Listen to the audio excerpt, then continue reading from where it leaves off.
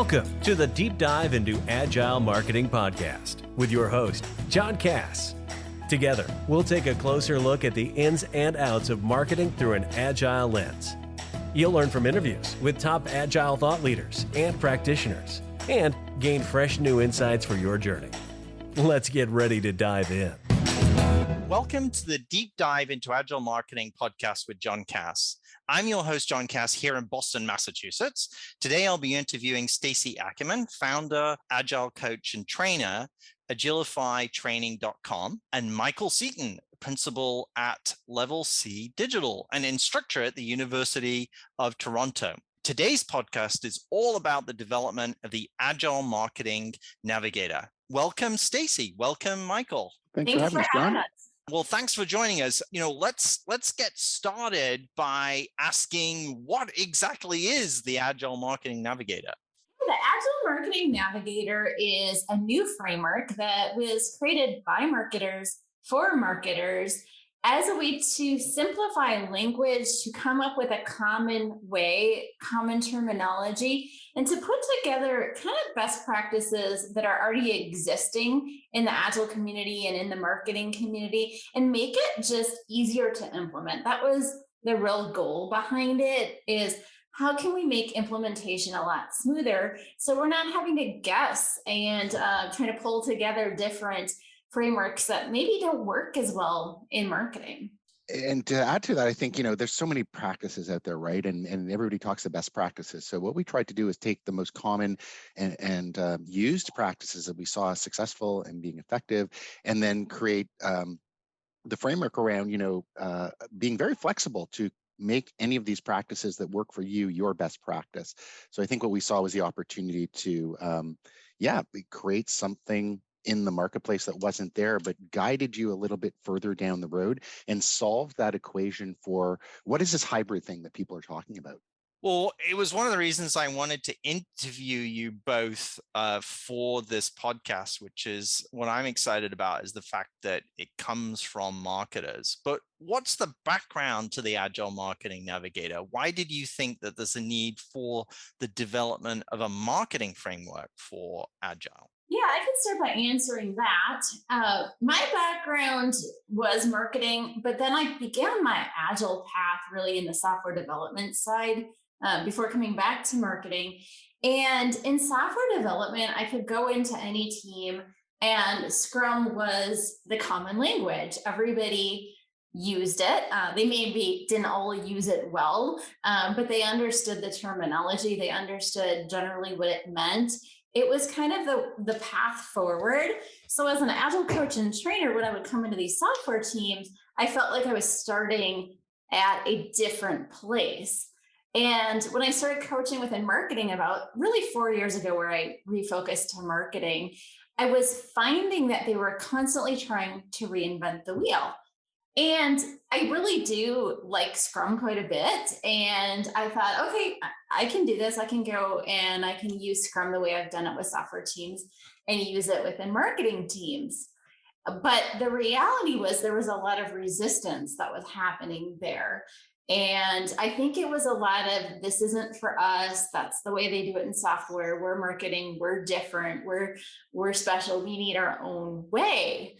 And so I really kind of came to this epiphany that in order to accelerate Agile marketing into organizations, they have to have a way that they're bought into, that they're comfortable with, that it means something and it solves the problems that marketing teams are trying to solve. And yeah, from my perspective, what was the need for it? There's so much out there, and I think marketers like to gravitate to the bright shiny object, and we hear there's something called Agile. But if I take a giant look back over the shoulder of where marketing has sort of developed since Agile has been out there, we talk about transformations, and I think marketing has gone through a lot of transitions, not actual transformations. And as marketing looks to fundamentally change the narrative, I think we've lost our way a little bit. And as all these new tools and platforms have come up, how do we do a better job? How do we become better and smarter marketers? So we gravitate to this thing called agility, but then it's kind of like, I use the analogy also of the cable companies. Like whoever brought agility into the company, did the same thing cable companies do, which is they wire to the curb. But there was nobody bringing the signal into the house, into the direct room of marketing and saying, this is where you need it, and we're going to adjust it for specifically what your needs are. So, we're left brain and right brain thinkers in marketing, and we have a very unique function in the organization. There's so many different configurations and aspects and elements of marketing that we really needed something that marketers could absorb, understand, and relate to, and make their own. So I think that's where we saw the need, and really also the need of, there's a lot of agile out there, but there's a lot of theory, not a lot of actual specific practice within the marketing area, and pragmatically. And so we thought that was also the opportunity to seize. Well, that makes sense, Michael. I mean, I remember 10, 12 years ago when I was on the podcast series with Agility Marketing Podcast with Frank Days. It was like pulling teeth to get marketers, but also when we were talking with people, they were very cautious about if they were marketers, if they were new to Agile, oh, this has got nothing to do with me. It's got nothing to do with marketing. So we always felt as if we had to be very careful about introducing Agile to marketers because they didn't see it as relevant. So how did this new framework, how did the new Agile Marketing Navigator develop? So this started with me writing articles about Agile marketing, and I write regularly through Martech. And I was thinking of article ideas, and it was kind of coming off of working with some clients and hearing, what do I do next? Where's that roadmap for getting started? And both Michael and I teach ISC Agile, which is a great course, and it gives a lot of good foundational elements with theory and values and all of those things. But people kept saying, where's that next step? Like, how do I simplify getting this into my organization? So originally the idea began with, I wrote an article about it, and I wrote kind of a framework. And then I realized that this is so much more than just me. And that if it's only from my perspective, it's only going to go so far. And a framework has to be adopted widely to have any impact whatsoever. So at the same time that I had just drafted this article, Michael had approached me, and we are in a similar business, and said, hey, is there anything we can collaborate in and partner on? I'm really looking for someone to partner with. And I thought he was a great addition because he has a very, very lengthy, in-depth marketing background, where I have somewhat of a marketing background, but more in-depth on the Agile side. And so we thought putting two heads together would be better than one. And then we kind of realized it was also bigger than just us. And so we then expanded out into a group that, John, you were part of, the contributor group. Yeah, I think, Stacey nailed it down. It was based on a lot of great thinking. And, I like to say my role in life is usually, I have depth in marketing, but with agility, that was fairly new to me over the past, 5 to 8 years or so, in thinking through it and then actually developing it as a core part of my business. And so I reached out to a lot of people. John, you're one of them. And, trying to get that sense of who's in the community, who's doing what. And and Stacey kind of reached back out, and the line I like to use about why I connect out to other people is, like, I consider myself to be the hole in the donut. I just surround myself with good stuff, and good stuff happens. But no one's laughing at that pun because there's no audience on this on this podcast. So hopefully people are laughing with their headsets on. But not joking aside, like, who are the real doers, thinkers, and people who can move things forward in the industry? Because what I was seeing as a seasoned, marketer for a quarter century, running teams in large organizations and in agencies, and then running a consulting firm, was, we need help here. And we need help that's not, like the big four consulting help, where, it's a big PowerPoint deck and then they leave. They need help being trained, coached, and working through all of these elements. Most importantly, making sure they work for them in their, idiosyncratic to their footprint of marketing and what they're doing, versus here's the theory, now force fit it. So I was involved in the process as well, but I remember a lot of work over the last year where we had meetings on Fridays. You had like half a dozen people involved, or maybe 2 dozen people involved, and you were meeting. We were meeting regularly on Fridays, right? Could you get a little bit more about, the mechanics of how it all came together with the volunteers and how many sessions we had? Absolutely. So we iterated really over about 5 or 6 months, and John was a big part of that, and a wonderful contributor to the end product. And Michael and I really just reached out to a variety of people in our network. We wanted contributors that could give different angles and supply different things that we maybe didn't have, or different perspectives.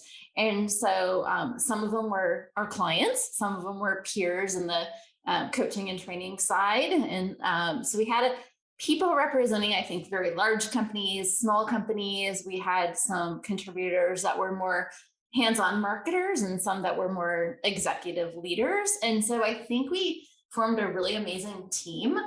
And I can tell you, you guys probably know, I was like, God, this is so slow. This is taking so long. I just want to move this thing forward.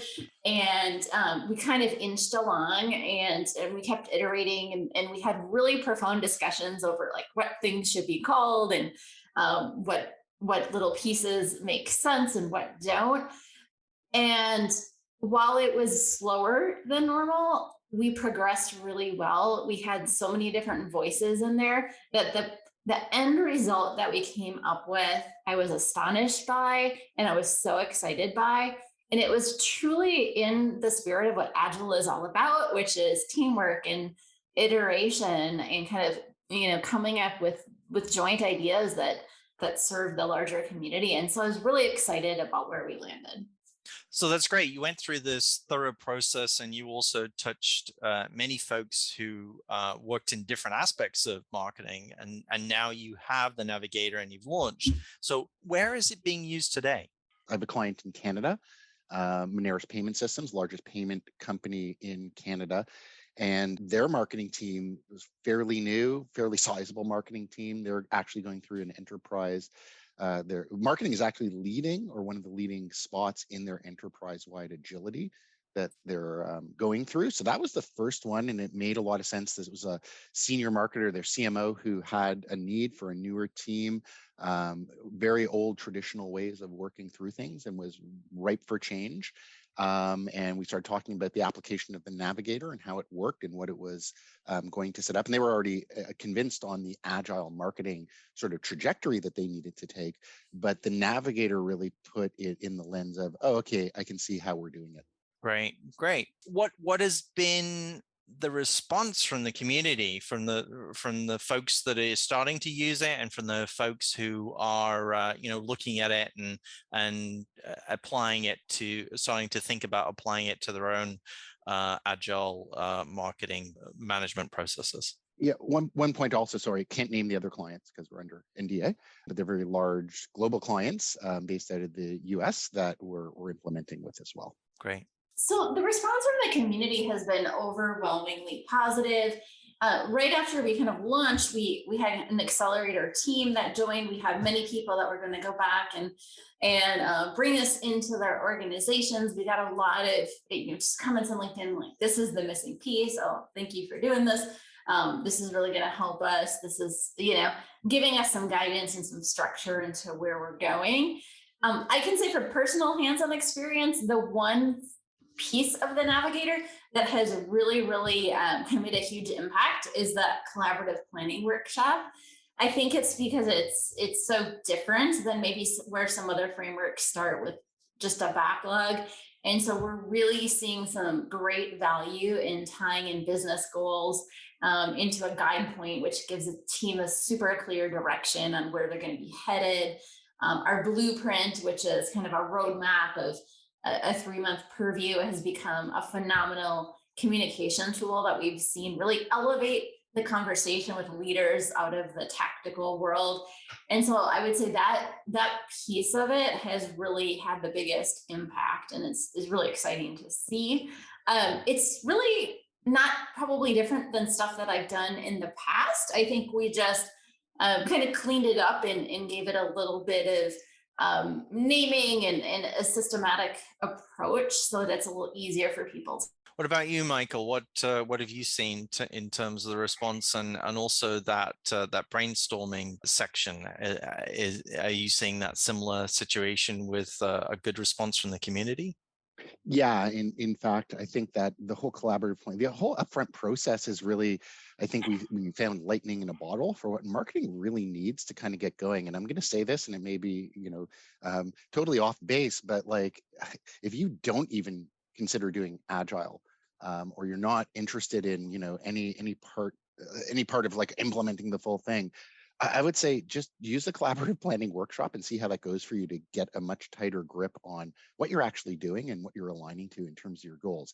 It seems to be the one thing that resonates and actually and because it's really upfront in the process, once that momentum gets going kind of in the right way, right? It's never right out of the gates, but you learn over time and improve. That one thing has just been a real epiphany for what widening our eyes to what marketers really needed to kind of get going. So do you have a process in place for adjustment to the Navigator? I mean, I think about the manifesto, which we did 10 years ago, and then we only just did an update last year, and we didn't really have a process in place, although I think we kind of could have changed it over time. So do you have better planning on that, or better thoughts about how it's going to happen, or what are your thoughts as you get feedback from the community as it starts to get implemented? I definitely want to involve our contributor group on a regular basis. And I don't know what the right cadence for that is, but I feel like it could be soon again because we've had a few initial learnings right away. And there's like two tiny things I think that we probably need to modify and update already. Just kind of road testing this through. And so I think going back to our original group of contributors, maybe it's every 6 months or so, and saying, hey, here's what we're hearing. What do you guys think? And doing some sort of updates because things do change, right? And the more people use it, the more learning we're going to get out of it. There might be additional things that we never put in there in the beginning that we'll want to add. So I think it is a lot more of a fluid way of working. And we're going to use Agile. We're not going to say this is it forever and this is never going to change because it will. Well, I think about the manifesto and how we took almost 10 years to update it, but I almost think that if we had worked to update it within those 10 years and had updates throughout, it would actually have been better. One, it would have been clearer, have more clarity in the message, but also I think there are opportunities to promote it at those points. So it might actually be seen as an advantage to do those changes, even if they're minor. Mm-hmm. Yeah, I think so. I agree with you. The process also is, it's purposeful and yet organic. And I think one of the things, when we put it out, we kind of said, okay, it's our MVP. And, bringing groups back together, we know marketers are ADD or ADHD, whatever you want to call it. And, trying to herd the cats on a regular basis. And you guys were wonderful as a contributor group up front. I think over the summer, as we brought together groups for learning and promoting, we've seen sort of, the summertime sort of like commitment. What we hope is that the updates, one of the things was waiting for people to say, oh, poke holes in it. And, you put something out there into the environment and you have to have a bit of a thick skin saying, okay, people might be detractors from it. Really haven't heard a lot of that, which is great. I mean, that's great news, and we're learning through actually doing, right? What are the parts that work well? One of the parts that we may need, it's like I kind of put them into a couple of buckets: cosmetic changes versus actual, deeper changes to the framework. And so we're learning as we go. And it's only really been like 1/4 of activity since we released it. We've got a few clients who are going through it, and we're going to bring that learning back to the group overall. And we hope the group, as we proceed forward, will bring back other changes or other things they're seeing. And it's a living, breathing thing, right? So it's going to change over time. I've been volunteering with my local chapter of the American Marketing Association. And one of the things about the AMA is when you're volunteering, you actually get hands-on experience. I almost wish you could go to a couple of the chapters and have some of the committee teams use this, because that might be a quick way to get some feedback, because it might take more with companies. But I suspect that you won't see changes in the Navigator until more people are using it, and once you get that feedback. Yeah, I think there's a few small changes right now that we kind of noticed right off the get-go. But yeah, getting people using it, and we really welcome feedback. So we really want to hear from folks that are trying it, even if it's not in full, even if it's just bits and pieces of it and how it's working for them, because that will help us shape something that really works for marketers. A tough question here.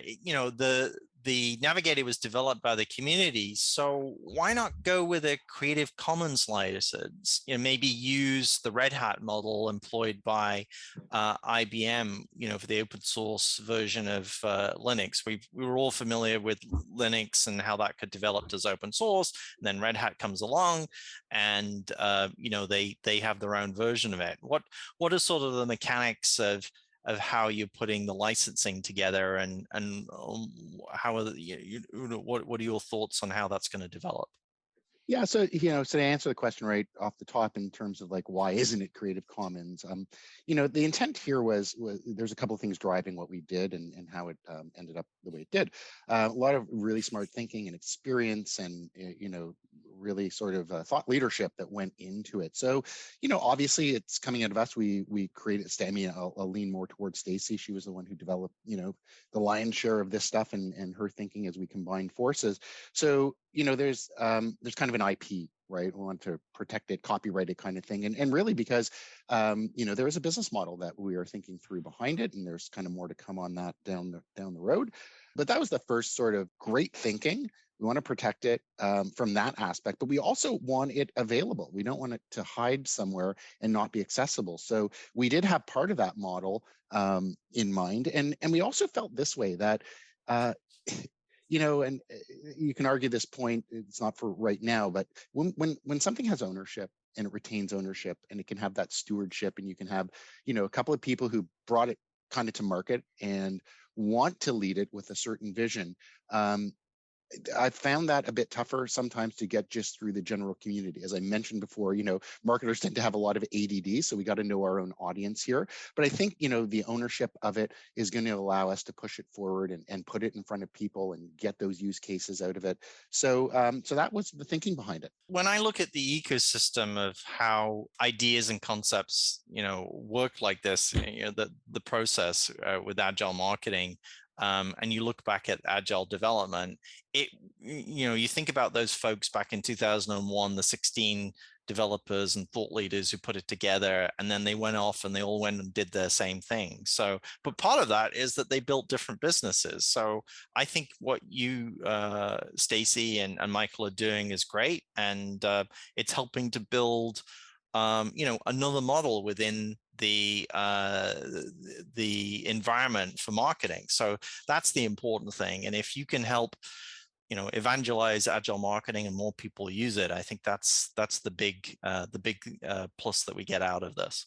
Well, I'll throw it back to you. It's all your fault, John, because you pulled this all together about a year ago for the manifesto. We all came together as a community, and we started to go into little like pockets and niches and figure out what else can we do here. So yeah, I think it's a natural sort of evolution of where we're at as a community of marketers who are now seeing this as the inevitable future, and a lot of us see it as like, the future is here already. There's a great quote by William Gibson, who's a Canadian author, and he says, the future is already here. It's just not evenly distributed. And so we consider ourselves to be in the front end of the distribution business right now. I love that quote and the concept. That's really good. So why is it so important for marketers to develop the framework? Why does it matter specifically for marketers? Yeah, I can say as a longtime coach and someone who's tried to implement this in a lot of different places, that if there is initial resistance, it's not going to get the legs that it needs. And so I absolutely love the Agile Marketing Manifesto. We were involved in that, and it's a super important foundational piece that we're going to carry through with this navigator. However, people get stuck.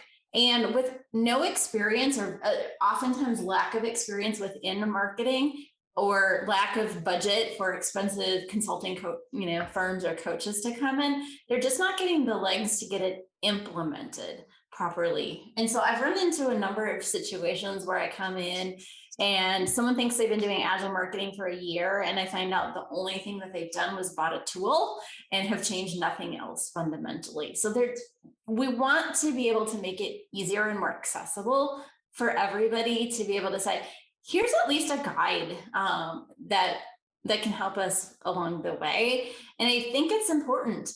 And I think if Scrum would have worked the same way as in marketing as it did in IT, we wouldn't have to do this. And, in my theory, I'm like, well, why shouldn't it, right? It's high level. But to marketers, it wasn't close enough to them. And so there was too much translation having to take place. So to have something that feels like it fits within marketing, but still ties to those agile marketing values and principles is really why we needed this. Yeah, and I kind of look at it, again, I'm just going to be repeating what I already said, but marketing is such a unique function. And so you have to understand the psychology of a marketer, which is both left brain and right brain.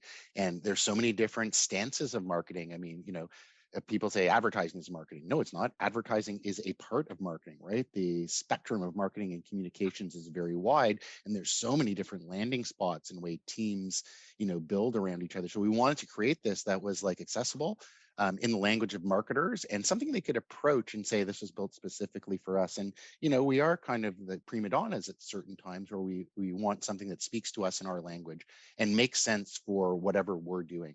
And I think some of the areas of, just translating and taking Scrum in or Kanban's a bit easier sometimes. But, some of the rules didn't apply. Some of the ceremonies, needed to be tweaked. So that's why a framework that speaks to marketers in their own language is just, it kind of opens more doors. I've thought about this question a lot, partly because I'm trying to answer that effort to encourage marketers to use Agile.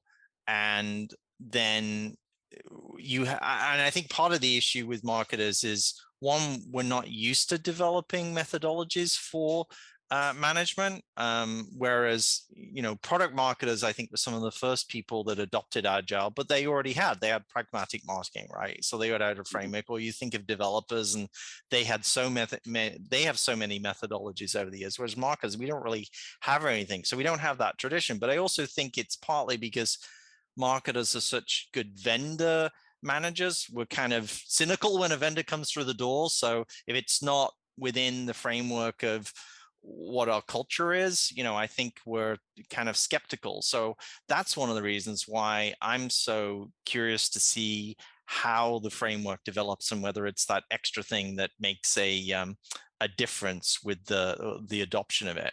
So it's still early days, but I do want to ask this question. Is shorthand appearing for the framework? I think people use Scrum terms because they're so easy to use. Is anything appearing for the navigator, or is it still early days?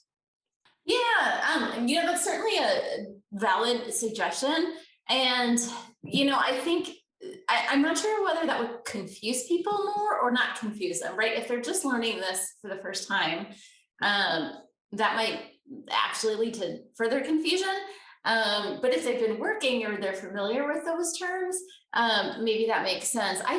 I don't know how to answer that. I think it depends if they're integrating with a larger agile transformation or a business agility transformation, and there's Scrum terminology already being used in the organization.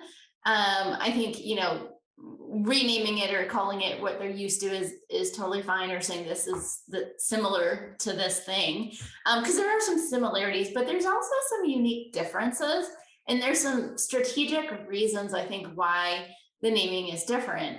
Like team improvement workshop is the same thing as a retrospective, but we really wanted to call out it's about the team improvement. It's not just about retrospecting and kind of complaining about what's wrong.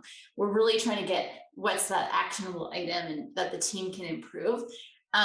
So I think some of the renaming is good in that sense, unless it does confuse people. Well, actually, I really meant in the sense more, are people adopting it, and are they in the same way that people use Scrum terms, right, across different methodologies? Are they starting to do that even if they weren't familiar with Scrum, with the Navigator? That's kind of more my question. Okay, yes. The answer is yes. When we come in and we've trained them on this way, we're typically dealing with people who've never done Agile marketing, and so this is what they're learning, and they're gravitating towards it really easily. Here's what I found is that, yes, the marketers, regardless of, if other element, or like if Scrum is already there and they're implementing another area, once the marketers gravitate to it and they see things named for themselves, they love it and they gravitate to it. It's usually the outside influence. We've already got it installed somewhere else, and another team is calling it this. There is that flexibility we have to say, okay, well, we can rename it something else if that's what the organization likes and is kind of wanting to adhere to. What we're finding, though, is, and this is the fruits of our labor kind of coming true, is with the teams that are implementing it through those first couple of iterations and cycles, they are using the vernacular of collaborative planning workshop, of establishing a guide point and a blueprint. So the quick answer is yes, with the implementations we're using. They are using those terms. They are starting to pick them up. And we hope it will continue. The nice part also, though, is that should the organization want to overlay what their version of Agile is and start using those terms, they fit in nicely as well. So, we haven't found any change to the actual stuff we're doing in the framework, just some of the terms, if the landing spot is already sort of got Agile in its DNA somewhere else. Oh, that's good. So how are you working to adopt the Agile Marketing Navigator? I think it's a lot of trying to get the word out to the community and doing things like this podcast. We're doing a lot of speaking engagements. We've been trying to involve and expand members of the community that to try it, to test it, to learn from it. So, right, awareness is really big, right? People need to understand that this is available and exists and is a resource. And, it's an accessible resource, right? Everything's on there on our website, agilemarketingnavigator.org, and you can download it, you can print it, you can, go ahead and even without us working with you, implement this into your organization. But awareness takes some time. I think in the 3 months since we've launched it, a lot of awareness has happened. So it's really exciting. Yeah, that's great. And thank you for mentioning that, Stacey. I'm not sure if I mentioned when the question was asked about the Creative Commons. We have it accessible, agilemarketingnavigator.org. It's there. Any updates will be posted when we make them. When the collaborative team comes back and lets us know what needs to be adjusted moving forward. But yeah, adopting it, I mean, it really seems like a lot longer that it's been out there than it has, just because we've been, heads down in the trenches doing the work with it, as well as trying to, get the word out. And thank you, John. You've been a huge part of not only collaborating, but helping us get the word out. And yeah, we're just really excited to see it, gain more traction. One of the things that's interesting is that we're starting to get, at least I know Stacey is as well, starting to get questions about the Agile Marketing Navigator that are almost in front of Agile marketing. Right. So what am I trying to say? There's folks out there that are not, like, Agile is kind of foreign to them, and they're hearing about the Agile Marketing Navigator, and that's opening the conversation about agility. And that's interesting, because then I have to do a little bit of air cover to talk to them about general agility and the values and all the wonderful stuff that you've done with the manifesto, and then lead into, okay, now here's the framework. So it's really interesting. It's opening up new doors. Michael, do you mean that you're getting questions from community members that aren't marketers, or they're questions from marketers who haven't come across Agile at all? Yeah, it's marketers who have not come across Agile at all. And honestly, there's been a couple of inquiries from people I know in my network who are outside of marketing, and they're like, well, we've heard about it. How would this apply into, you seem to have managed to do something specific for marketing. How would this work somewhere else? And yeah, that's interesting as well. I don't always have the answers to that. I can and just provide some general air cover answers, but yeah, no, I think that the point is that, yeah, it's opening the door to discuss agility through the Navigator versus, another area sort of saying you need to go agile. So that's interesting in that folks are learning about it from the marketing world instead of the development world. And I wonder if that, in some circumstances, even if they're in the discipline, obviously they're going to pay more attention, which is what we hoped. But then outside that discipline or related, it might be of interest to them. It kind of reminds me, I was director of marketing at a consulting company for innovation managers. And my CEO had never really come across agile development, and he did agile marketing first, and then we did an agile development. And he said, we had a development project, and he really wanted to use agile for the development project. It was kind of weird. Right. So I think you're going to have things like that happen, which is kind of cool. We're giving back to the community. Yeah, and I can say it this much. There's so many interesting conversations that have now come out of this that lead to really trying to help folks get going and get it done the right way and get on the right path. So, we're really starting to see the fruits of the labor. And yeah, from the community aspect, we look forward to hearing from the community how it's working for them. It's actually a research project that we're trying to get underway that might help us learn a little bit more in terms of when it does gain more traction and we have more implementations, what parts of it are being used by who and how effectively. So we're looking at that sort of on the horizon as well as part of the adoption and promotion and sort of improving along the way. I've often thought this, which is how can we get agile marketing into colleges, if not at the undergraduate level, certainly at the graduate level. And so if you're doing research, that's going to get to that. Because over the last year, I think I've seen 2 or 3 graduate students, and they've been from all over the world. I think we had somebody in Italy or Germany, somebody in Finland, Right. reaching out and doing sort of in-depth research reports for graduate studies. Do you think that could be one of the ways that more people adopt this? Is attempting to get it into curriculum for colleges, either at the undergraduate or graduate level?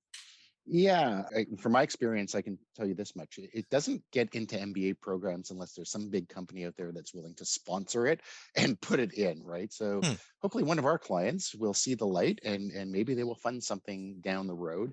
But yeah, that's one of the big things. I think it's easier to get it into the curriculum when it's not like when you're slipping it in there and talking to it in the context of maybe other management methodologies within like a marketing MBA type program. It's easier when you can siphon it out when it's maybe a continuing education or maybe an undergrad program, although I'm not sure of the undergrad programs that would actually take advantage of it. But what I am seeing pick up on, and I'll situate it this way, there's so much to educate new marketers on, right? Like with the expansion of digital and all the different platforms and changes, and marketers love bright shiny objects. So I find as a professor of marketing, I have to talk to Clubhouse as it's on its rise, and then talk about why it didn't work and why we're all sort of schizophrenic sometimes in marketing, trying to pay attention to what we think is the next big thing, but it really isn't. We're just following trends a little bit too closely. So to pull it back, I think the scholastic world or academic world has seen agile as like, is this just a trend, or is this something that we actually need to pay attention to? And if so, how do we embed it in the right places at the right time? And so it's getting there. I think when you have an opportunity to be in a less, I want to say, tenured environment and less administrative overlaid environment, there's so much out there in the marketing world. I think we do a disservice by not teaching new marketers how, and actually existing marketers, and that's our target audience, how to actually go about marketing management in a new way, right? This is organizational effectiveness. It's applied to marketing. And it's really important, especially now, because marketing, in some cases has become that arts and crafts department, not actually a unit that, provides business results. And that's the ways that we work. And we need to teach that a lot better. I was just thinking when you made that last comment that hasn't the trajectory of marketing over the last 20 years been more to sort of data and analysis, especially with marketing technology? So hopefully the colleges are keeping up and recognizing that. I think that's one of the reasons why Agile is being adopted by marketers, and hopefully the colleges catch up to this. But it also gets me thinking, Michael, Stacey, that perhaps that sort of reluctance to adopt something that's outside the field that exists for active marketers is also in the field of colleges, and therefore the opportunity with the Agile Marketing Navigator is, because it is from marketers, that there's a bigger chance of it getting adopted. That maybe is the hope here, and that might help move things along with teaching. I think where it really situates itself is that we still teach marketing according to the 4 Ps, right? And the 4 Ps of marketing are still extremely important. I am on the side of, you can't mess with that stuff because it is actually part of the big foundation. But one of the Ps that we don't address is the people, right? And so if we round that out and we say the other P that we need to address is people, and if we're training you on the discipline of marketing and how to go about it, you're learning about what to do, but not how to actually go about it in today's new environment, which is collaborative. It's using data and using insights and getting stuff out there that is always on, that is always needing to improve. And so if we can't figure out and teach people the new way to do that and to do that properly, then we're taking a big swing and a miss, at a very easy pitch to hit. Well, this is great. I love the fact that in a marketing podcast, we managed to mention the 4 Ps. So that's wonderful. Well, Stacey, Michael, thank you so much for joining us today. I really appreciate it. I'm excited to see the work that you've done and the leadership that you've taken in the community and putting this framework together and collaborating with the community. I'm looking forward to seeing how it grows. Thank you so much for this interview today.